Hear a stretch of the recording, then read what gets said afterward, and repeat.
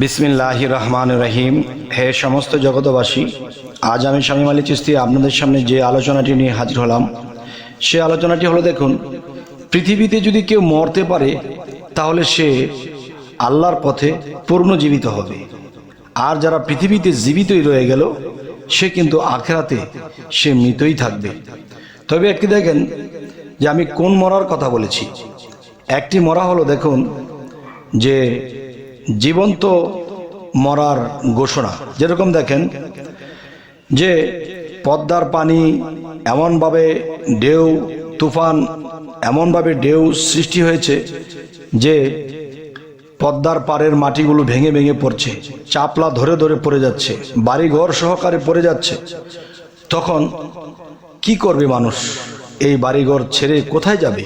অন্য কোনো ভিটা বাড়ি নেই, রাস্তায় কোথায় থাকবে? তখন এরকম কিছু বাড়িঘর ভেঙে যাচ্ছে। তখন কি হলো? তখন একজন ব্যক্তি চিন্তা করলো, আল্লাহর অলিদের ক্ষমতা আছে, আল্লাহর অলিরা অনেক কিছু করতে পারে, আল্লাহর অলিদের সাথে আল্লাহর সম্পর্ক আছে। আল্লাহ যদি চায় তাহলে কোনো অলির উসিলায় আমাদেরকে রক্ষা করতে পারে, এই পদ্মা ভাঙনটাও আমাদেরকে রক্ষা করতে পারে। তবে কি করতে হবে? উসিলা করতে হবে। উসিলাটি কোথায় করবে? তখন দেখছে যে সেই ভাঙনের উপরে একটা পাগল বসে আছে একটা গাছ তলায়। সেই গাছটিও মনে হয় পড়ে যাবে, হয়তো একদিন সময় লাগতে পারে, সেই গাছটিও পড়ে যাবে, সেই চাপলা ভেঙে ভেঙে পড়ে যাচ্ছে। তখন কিছু মানুষ মিলে জিলে সেই গাছের গোড়ায় যে একটা পাগল বসে আছে, সেই পাগলের কাছে গিয়ে বলতেছে, হে পাগল, আপনি তো সাধারণ কোনো পাগল না, আপনি তো আল্লাহর পাগল। অবশ্যই অবশ্যই যে আল্লাহ বলেছে তোমরা উছিলা করো, আমি তোমাদের সাহায্য করব। হে পাগল, আপনি তো আল্লাহর পাগল, আপনাকে বিশ্বাস করি। অবশ্যই অবশ্যই সেই বিশ্বাসের মর্যাদা অবশ্যই আল্লাহ আমাদেরকে দিবেন। দেখেন যেভাবে পদ্মার পার ভেঙে যাচ্ছে, যেভাবে যা কিছু অবস্থা, এতে আমরা অনেকগুলো ফ্যামিলি আমরা রাস্তায় দাঁড়াতে হবে। কোথায় যাব? এই বাচ্চা পোলাপান নিয়ে কোথায় যাব?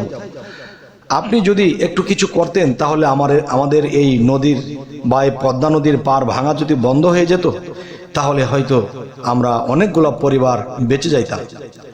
তো তখন সে পাগল বলতেছে, শোনো, তোমাদের মধ্যে কি মরতে পারবা? বলতেছে, এটা কেমন কথা? আমি যদি মরে যাই তাহলে কি লাভ হলো আমার সংসার? দেখো, তুমি যদি একা মরো তাহলে শত শত ফ্যামিলি, শত শত সংসার বেঁচে যাবে, আর এই পানির যেই পদ্মার ভাঙন, এটা থেমে যাবে। উল্টো দেখবে এই জায়গা আরো বরট হয়ে গেছে। সুবহানাল্লাহ, এটা কি করে সম্ভব? তখন আমি বলতে চাই যে সেই পাগল বলতেছে, কেউ কি তোমাদের মধ্যে কেউ মরতে পারবা?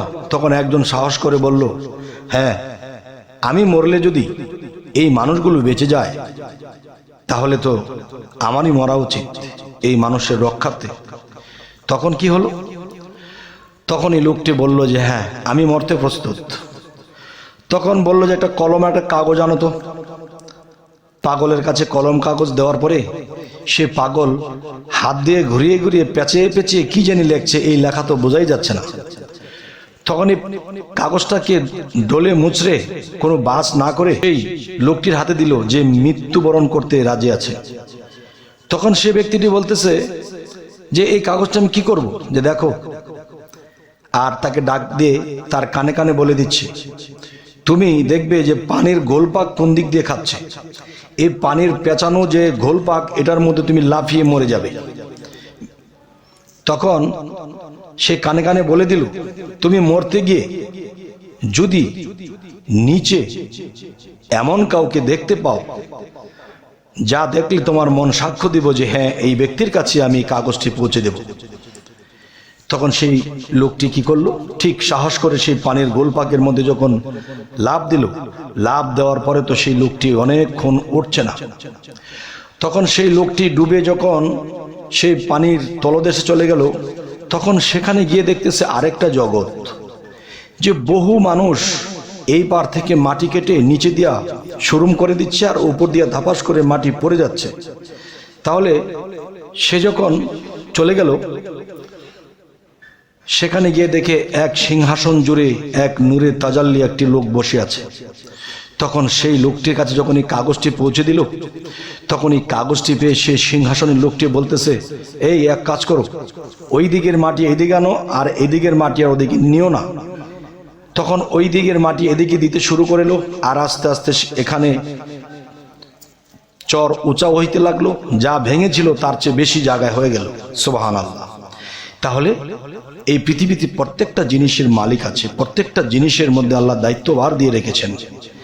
তাহলে এখন যে কথাটি বলবো ওটা একটা মরা। আসলে কি ওই বেটা মরেছিল? ওই বেটা ঠিকই নিচ থেকে আবার জেগে এসেছিল। পাগল বলল যে তুমি যদি মরার জন্য প্রস্তুতি না হতে, তাহলে তুমি এই জায়গাটা রক্ষা করতে পারতে না, এই পদ্মার ভাঙনটা থেকেই যাইতো। কিন্তু আল্লাহ কাউকে নিরাশ করে না, আল্লাহ কাউকে মারে না। তোমার সাহসটা দেখেছি যে তুমি সাহস করেছো, তুমি মরতে রাজি হয়েছো এতগুলা মানুষের জন্য।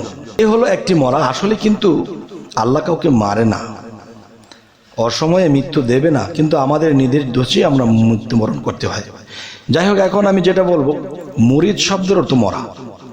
মানুষ যদি মরে, সেটা কোন মরা? জিন্দা মরা। মুর্শিদের কাছে গেলে যদি কেউ জিন্দা মরা মরতে পারে এবং নিজেকে সাধনার মাধ্যমে, প্রেম ভক্তির মাধ্যমে এবং সমস্ত সেবার মাধ্যমে, সাধনার মাধ্যমে সে যদি থাকতে পারে, টিকে থাকতে পারে, তাহলে সে একদিন বড় কিছু হবে।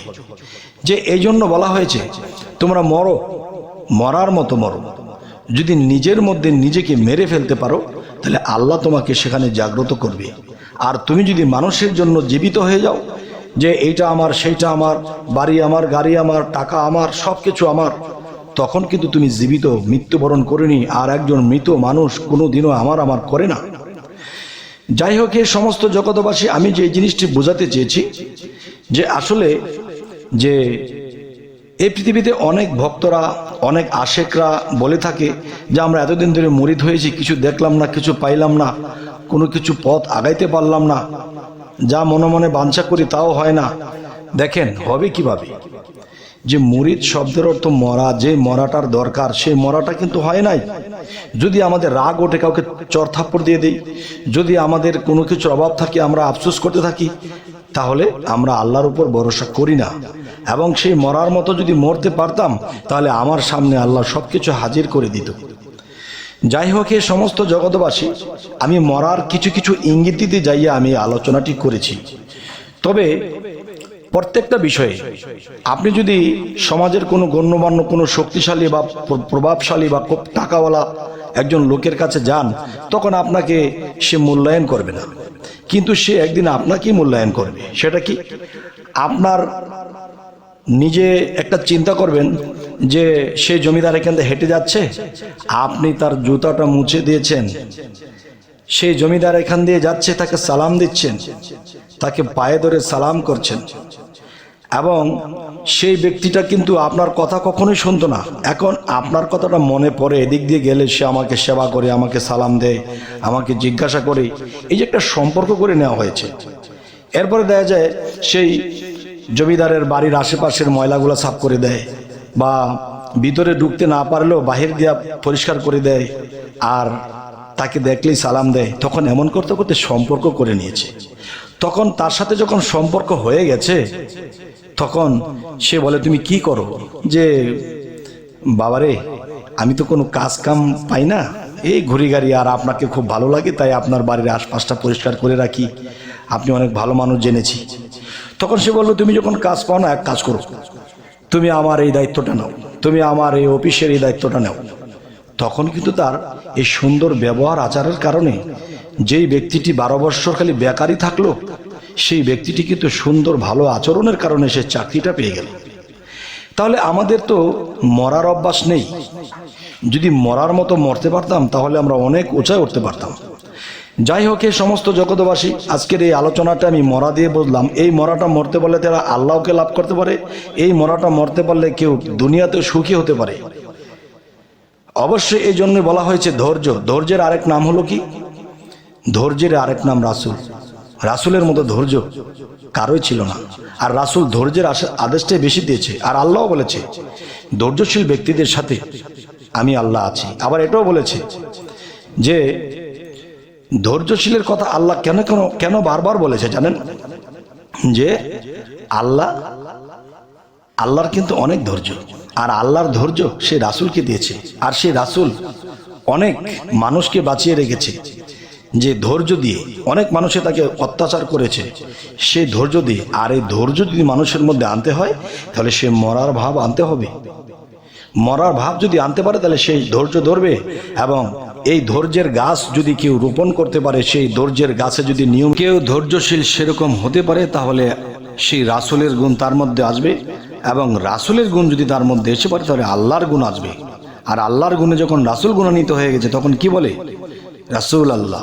তেমনি মানুষের মধ্যে রাসূল মিশবে, রাসূলের মধ্যে আল্লাহ মিশে আছে, তখন তিনি মিলে যখন একাকার হয়ে যাবে তখন আপনি কি হবেন আপনি বলবেন।